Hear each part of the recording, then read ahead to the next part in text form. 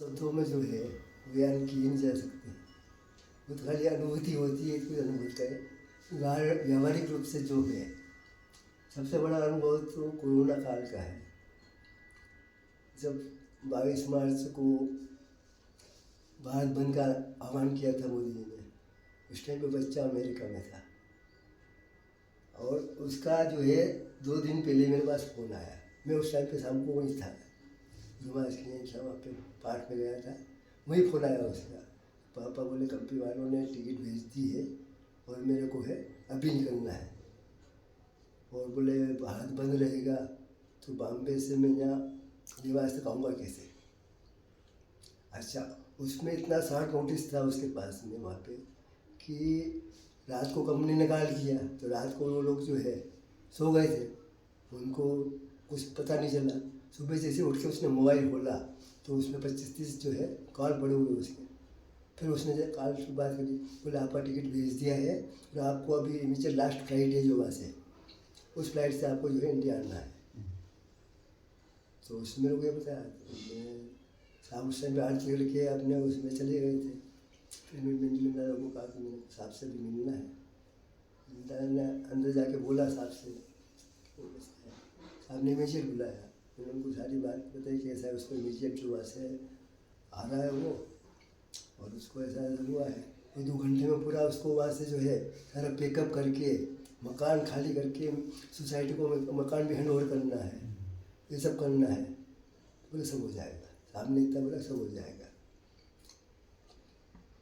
फिर क्या कि फिर मैंने बोला कि साहब वो उसको बॉम्बे से यहाँ लाना पड़ेगा।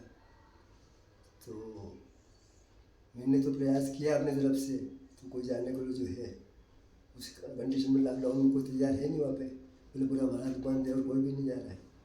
बोले सब हो जाएगा, आप चिंता ना करें। बोला आप ठाकुर से बात करो। मैं ठाकुर साहब को बोला, ठाकुर साहब बोला कि देखता हूँ। मैंने देखता नहीं, वो साहब ने बोला है कि ठाकुर साहब को बोलो कि वहाँ से लेके आना है। मैंने फिर ठाकुर साहब को फ़ोन लगाया। ठाकुर साहब ने बोला ठीक सब आ जाएगा। मैंने साहब को ये बोला हाँ सब आ जाएंगे। फिर जो है उन्होंने जो है गाड़ी भेजी, गाड़ी के साथ 2 ड्राइवर भेजे, 2 ड्राइवर गए गाड़ी के साथ में। ठाकुर साहब ने बोला कि ये अपने लोगों के बस का काम नहीं है, इनको जाने दो। वो गए, फिर वहाँ पे पहुँच भी गए। फिर मेरी 4 बजे सुबह बात हुई उससे, ड्राइवर से। मैंने कहा भैया क्या हुआ? मतलब फ्लाइट आ गई है, उनका कॉल आ गया हमारे पास में, वो आ रहे हैं, फ्लाइट से उतर के हम लेके निकल जाएंगे वहाँ से। बोले ठीक। फिर आके फिर अंकित ने डायरेक्ट बात करी कि बोले पापा हम गाड़ी में बैठ गए हैं और हम वहाँ से निकल गए। सुबह जैसे ही मैं 8 बजे फिर पहुँचा तो वो साहब का तो कंटिन्यू फॉलोअप, एक बार कोई चीज़ होती है तो फॉलोअप जब तक पूरा नहीं होता है पूरा फॉलोअप लगता है। तो उन्हें जाते से पहले पूछा क्या भाई साहब क्या हुआ? नहीं साहब वो तो सब होना था आपके हिसाब से, तो वहाँ से निकल गए। बोले ठीक है। एक तो उस कंडीशन में जो है गाड़ी से लेके आना एक गुरु महाराज का ही कृपा है, अदरवाइज नहीं हो सकता। और वहाँ से आने में उनको क्या बीच में फ्लाइट भी जो है रुकना था, कुवैत में कहीं में गाड़ी हुआ वो फ्लाइट रुकी थी, वहाँ से दूसरी फ्लाइट में बैठना था। तो कोरोना काल और जब अमेरिका में था उस टाइम पे जहाँ भी ये था वहाँ पे बहुत त्रासदी हुई थी इसमें। तो हमको भी अच्छा उस टाइम पे तो अपने यहाँ तो इतना हुआ नहीं था 22 मार्च के आसपास, तो अपन तो बहुत ही नॉर्मल थे कि ठीक है कोरोना कुछ है, अपने को इतना पता नहीं था। बाद में फिर जो है वो आए और वहाँ से सब लोगों से, अब फ्लाइट में आए तो सब लोगों को छुए भी, सब कुछ हुआ। पर इस हमारे से ऐसी खबर रही कि न बच्चों को कुछ भी नहीं हुआ, बुखार तक नहीं आया। और अपने को ऐसा पता नहीं था, अपन तो रूटीन में फिर जो है शाम को वहाँ पहुँच गए। तो इस बीच क्या सुमित भैया ने एक मैसेज डाला था मेरे को, तो बोला वो लोग आए हैं, तो बोला आपको अभी 10-12 दिन जो है